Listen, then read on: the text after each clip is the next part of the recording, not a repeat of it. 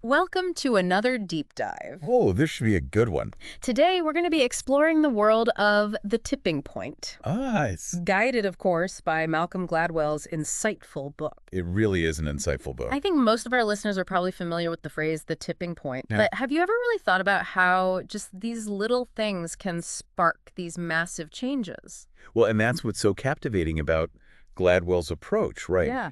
He takes this seemingly simple idea, and then he applies it to like all these different things, like fashion trends and crime waves. Yeah, all these different social epidemics. Yeah. And it's like he really opens your eyes to the power of subtle shifts and how they can reshape, entire landscape. Yeah, it's like that single snowflake that starts an avalanche. Exactly. And in this deep dive, that's what we're going to kind of unpack. Okay. How do these seemingly insignificant factors lead to monumental shifts? Right. And what does that mean for us, for you, the listener? We'll uncover the mechanics behind these changes and how understanding them can give you a whole new perspective. Like a secret code almost. Yeah, exactly. To decipher these hidden forces that are shaping the world Just all around us. So let's just start by considering something that I'm sure you've all experienced. Yawning.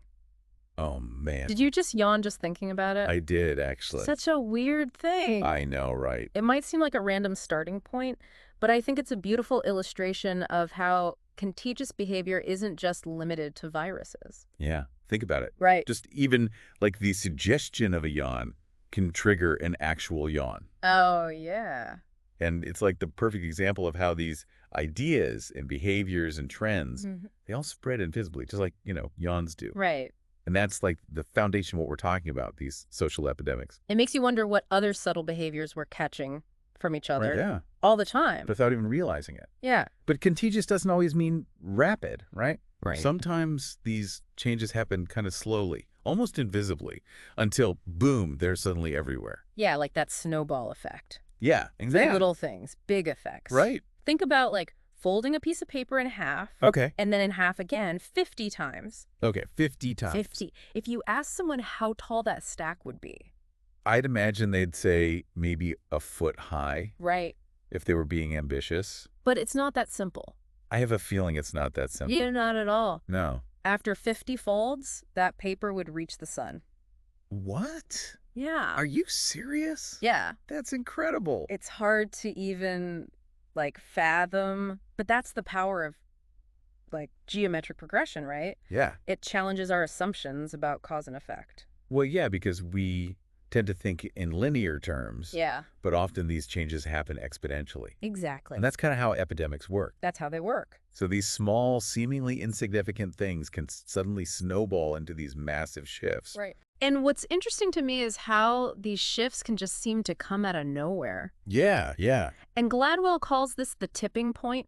Yeah. That moment when a trend or behavior just explodes and becomes widespread. Yeah. And he uses the example of white flight in neighborhoods to illustrate this point. Oh, that's a good one. Would you mind kind of elaborating on that a little bit? So what Gladwell points out is that when the number of African-American residents in a neighborhood reached a certain point, Okay. the remaining white residents would often leave en masse. Wow. It wasn't gradual. It was a sudden and dramatic shift. Oh, wow. It's like water reaching its boiling point. That's a great analogy. Right. Yeah. There's this buildup, and then boom, it just transforms completely. And it feels like pinpointing that exact boiling point Yeah. can be tricky It is tricky. because there's often multiple factors at play. Oh, yeah. It's not just one There are thing. multiple factors. Right. Like, for instance, the syphilis epidemic in Baltimore in the mid-1990s. Yeah. Cases skyrocketed seemingly overnight. Seemingly overnight. And researchers proposed several different theories to explain this sudden tipping point. Right. Some argued it was the rise of crack cocaine use, which altered, social dynamics, led to riskier behavior. Right. Others pointed to the reduction in STD clinic services, which, essentially gave the disease more time and space to spread. Made it easier to spread. And still others suggested that the demolition of public housing in certain areas might have shifted the movement of infected individuals, Right. unknowingly introducing the disease to new parts of the city. Yeah, it's fascinating how each of these seemingly minor changes Right. in the environment, the disease itself, or the movement of people could have potentially tipped the scales, Right. leading to this dramatic surge in cases. It really highlights the complexity of these tipping points and how seemingly unrelated factors can converge to create these massive shifts. For sure. So how do we even begin to untangle these complex webs of cause and effect? Right. How do we understand what pushes something from a simmer to a full-blown boil? Well, that's where Gladwell's 3 agents of change come in. Okay. The law of the few, the stickiness factor, and the power of context. Catchy names. Yeah. So understanding these agents can give you like a framework for understanding these social shifts. Exactly. And even potentially influencing them. No, for sure. So let's start with the law of the few. It sounds almost counterintuitive. Yeah. But this principle suggests that it's not always the majority that drives change. Right. But a small, highly influential minority. It really challenges, our assumptions about how change happens. Yeah, because we tend to think that you need a majority. Right. You need, a huge group of people. To create a movement. Yeah. But often it's a handful of specific individuals who tip the scales. That's all it takes. Do you remember the syphilis outbreak in Colorado Springs that Gladwell talks about? Oh, yeah. The one where, I think his name was John Potterat. John Potterat, Yeah. He found that a small group of highly connected individuals were largely responsible for the epidemic's spread. And these people were frequenting the same bars, same social circles. Yeah, a very tight-knit community. And Gladwell refers to these people as connectors. People with a knack for connecting with others. They're good at it. Yeah, and it's not just about having a lot of friends on Facebook or whatever. Right. It's about the types of connections they make. It's the quality, not the quantity. Connectors are those individuals who bridge different worlds and social groups. They're the glue. Yeah, they're the links between seemingly disparate networks. Yeah. And that's what makes them so powerful in spreading information and influence. For sure. This kind of reminds me of that classic 6 degrees of separation concept. Oh, yeah? The idea that we're all connected by just a few links. I love that concept. Yeah, Stanley Milgram's famous small world problem experiment. Yeah. Where he found that, random people in Omaha could be linked to a stockbroker in Boston. Right. Through an average of just 6 acquaintances. Crazy. But what's even more interesting is that Milgram found that a significant number of those chains went through the same few individual. That's like a bottleneck. Yeah, exactly. All the connections going through a few key people. There's this one guy in the book that he refers to as Mr. Jacobs. Ah, yes, Mr. Jacobs. And he was kind of playing a pivotal role in connecting a lot of the different participants to the target individual, these Mr. Jacobs of the world. Those are our connectors. That's them. They're the social glue that holds networks together. Yeah. Without them, it all falls apart. It makes you wonder who the Mr. Jacobs are in your own life. Oh, for sure. The people who just effortlessly connect you to new people and new ideas. Yeah. It's something to think about. Right. Yeah, absolutely. But it's important to remember that connectors are just one piece of the puzzle. Right. We also have the Mavens and the Salesmen. Yeah, yes, the other players. Each playing a critical role in driving those social epidemics. The dream team. Should we dive into those now? Let's do it. Let's dive into those other players. All right. The Mavens and the Salesmen. Okay. They sound like characters. They kind of are. Straight out of a social strategy playbook. In a way, yeah. So Mavens are the information specialists. Yeah, they are. They're the ones who always seem to know the best deals, the latest research, the hidden gems. All the good stuff. That others miss. Yeah. Think about that friend who can tell you the best off-the-beaten-path restaurant in a new city, or the colleague who always has the inside scoop on company changes. The one who knows everything. Yeah. Yeah. That's so true. I have a friend who's like a walking encyclopedia of travel tips. Oh, I love those people. Oh my gosh, she's amazing. Yeah. She can tell you the best time to book a flight. Wow. The most authentic local markets to visit. It's a gift. It's really amazing. So helpful. It is. And what's interesting about these Mavens is they're not driven by profit or recognition. Right. It's not about that. They're driven by a genuine desire to help. Yeah. And to share their knowledge. That's what makes them so great. Gladwell uses this example of price vigilantes in supermarkets. Oh, yeah, I remember that. These are the shoppers who meticulously check prices and know when a store is trying to pull a fast one. They're on it. They might seem a bit obsessive, A little bit. But they actually play a crucial role in keeping the marketplace honest. The unsung heroes. So they're like these guardians of fairness. Yeah, exactly. Armed with spreadsheets and coupons. That's hilarious. It's fascinating how these seemingly small actions can have a ripple effect. Yeah, they really can. On the larger system. That's true. But Mavens are all about sharing information. Right. How does that information actually translate into action or change? Well, that's where the salesmen come in. They're the masters of persuasion. They are? The ones who can take information and make it irresistible. Right. Think about those, like charismatic salespeople. Okay. Who can just make you feel like you absolutely need that new gadget. Even if you walked in with no intention of buying anything. Right. Exactly. It's like they have the superpower. It really is. Like, Yeah. What's the psychology behind that? Well, it's a combination of things. How do they manage to sway us so effectively? But a key element is this thing called interactional synchrony. Okay. So this researcher, William Condon, discovered that when people talk, they, subtly synchronize their movements and rhythms. Really? Yeah. I had no idea. And skilled communicators, like these salesmen, have this, intuitive grasp of this subtle dance.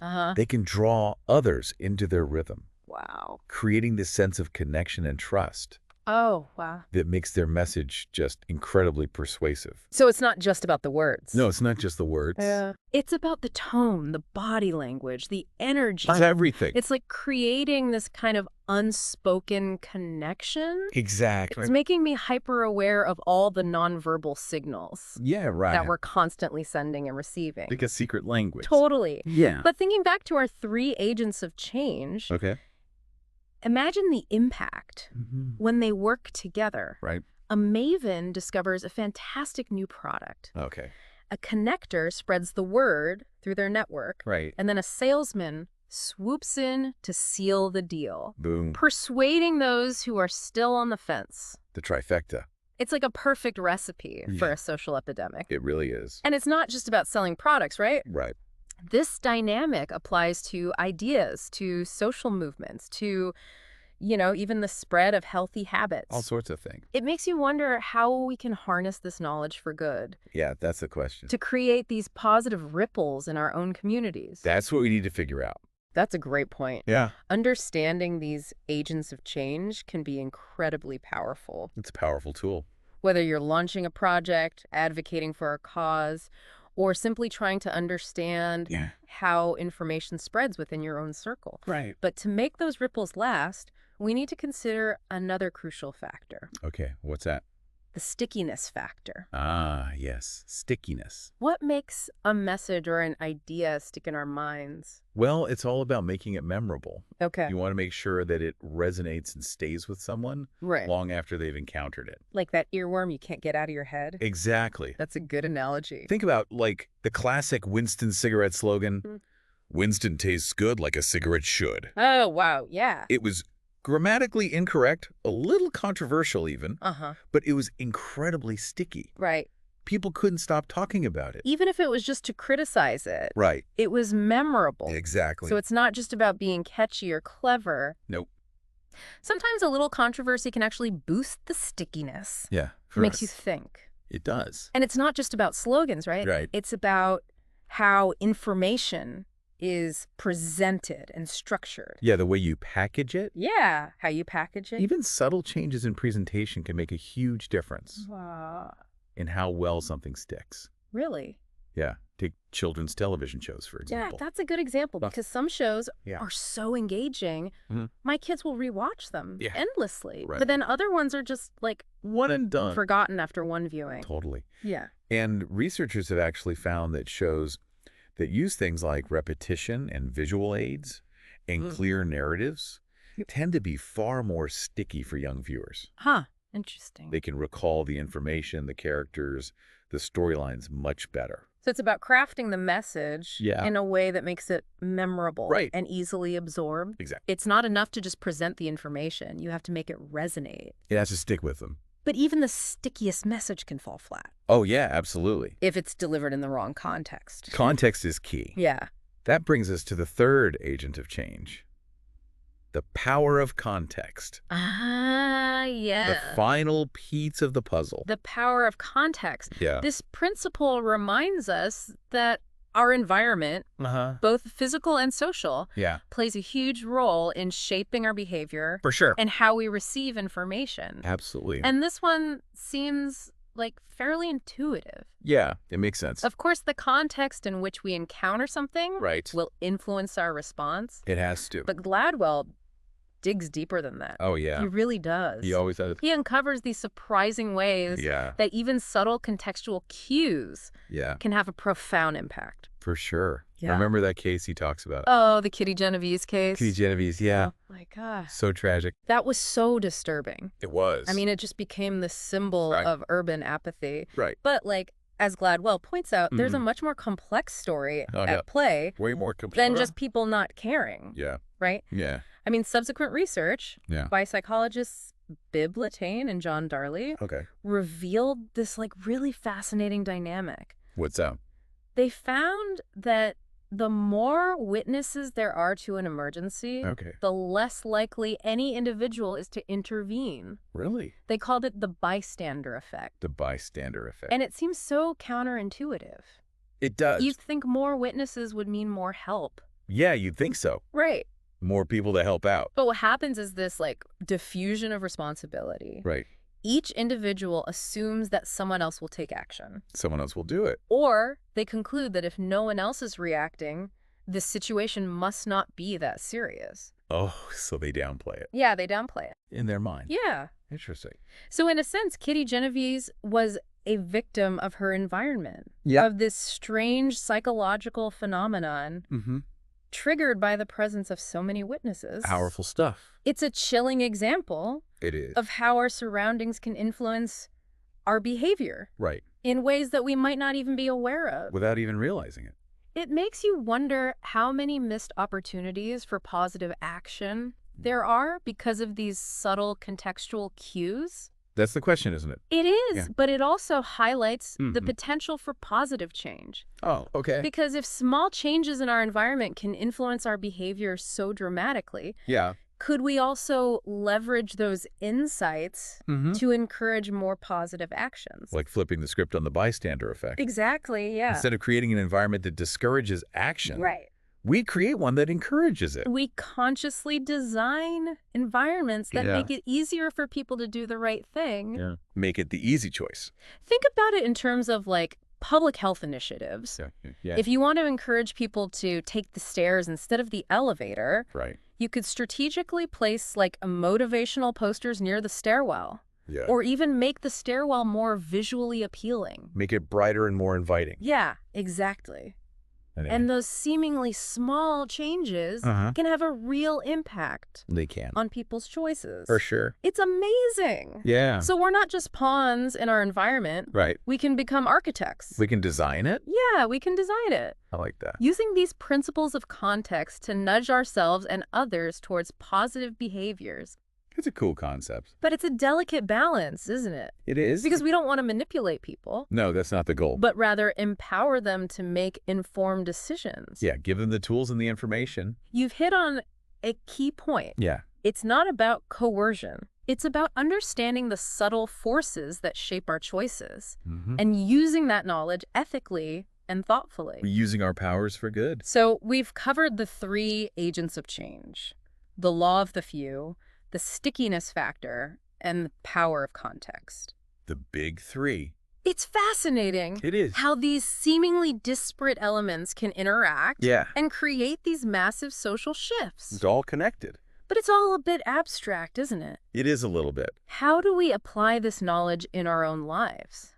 Yeah, that's the question. How do we become these agents of change? How do we put it into practice? It can feel a bit overwhelming, can't it? A little bit. Like, we've unpacked all these fascinating concepts, but how do we actually translate them into actionable steps? Right. How do we actually become those agents of change, the ones who spark those positive ripples? Well, it's a great question. Yeah. And one that Gladwell himself encourages us to grapple with. Right. Remember, these principles aren't just abstract theories. Right. They're tools that we can actually use to understand and influence the world around us. So let's break it down. Okay. Starting with the law of the few. Right. So if we're thinking about how to leverage this law, it seems like the first step would be to identify those connectors, mavens, and salesmen in our own networks. Exactly. That's step one. Right. Yes. So think about the people you know who are the natural connectors. Yeah. The ones who seem to know everyone. Right. Effortlessly bridge different social circles. Yeah. If you're trying to,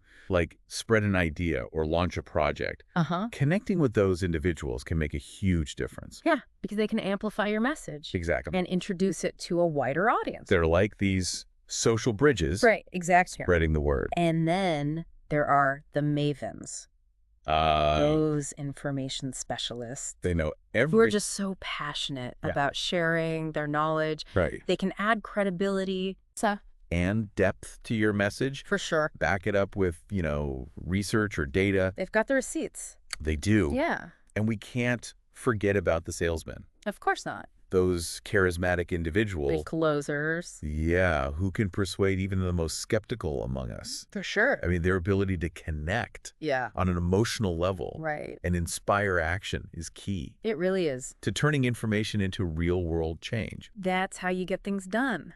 It strikes me that we all probably have elements of each of these roles within us. Yeah. Maybe we're a connector in our professional circle, but a maven when it comes to a particular hobby. Right. Or a salesman when you're advocating for a cause. Yes, exactly. That you're passionate about. So we all have these unique strengths and connections. And recognizing those can be really empowering. Yeah, it is empowering. Yeah. So step one is identifying those key players. Yeah, both within ourselves and within our networks. Makes sense. What about the stickiness factor? Okay. How can we make our own messages and ideas more memorable? Well, this requires some creativity. Okay. And a deep understanding of your audience.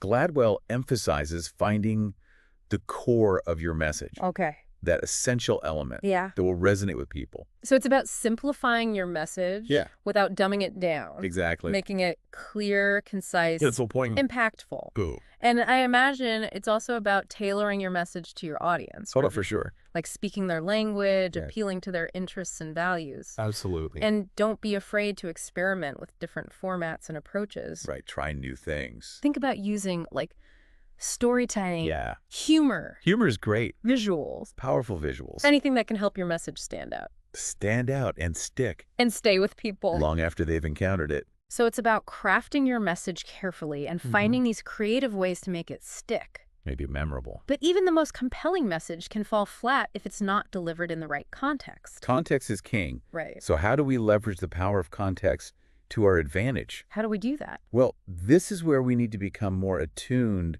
to the subtle cues and influences that shape our behavior. So, think about the physical spaces you inhabit, the social groups you interact with, even the time of day you choose to share your message. It all matters. So it's about being mindful of our surroundings and understanding how those surroundings influence our choices. And the choices of those around us. Exactly. So if you're trying to encourage healthier eating habits, simply placing healthier options in more visible locations can actually make a difference. Wow. Small changes in the environment can create these subtle nudges that lead to more positive choices.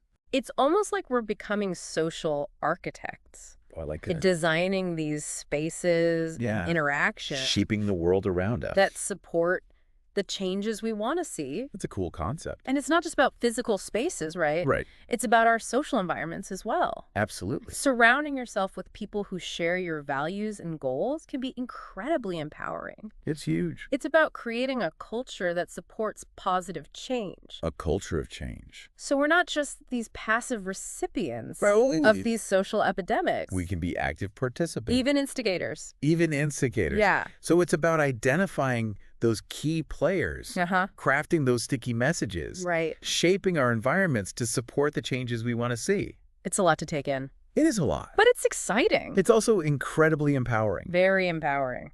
So as we wrap up this deep dive, I want to leave you with this question. What change do you want to see in your world, in your community, in your own life? Good question. And how can you use the principles of the tipping point, Yeah. the law of the few, the stickiness factor, and the power of context, A big three. to nudge that change into reality? Make it happen. It might be something small. It might be something big. Right. But remember, even the smallest actions can have a ripple effect. That's the beauty of it. You have the power to become a tipping point. You do. To create positive change that spreads far beyond yourself. I love that.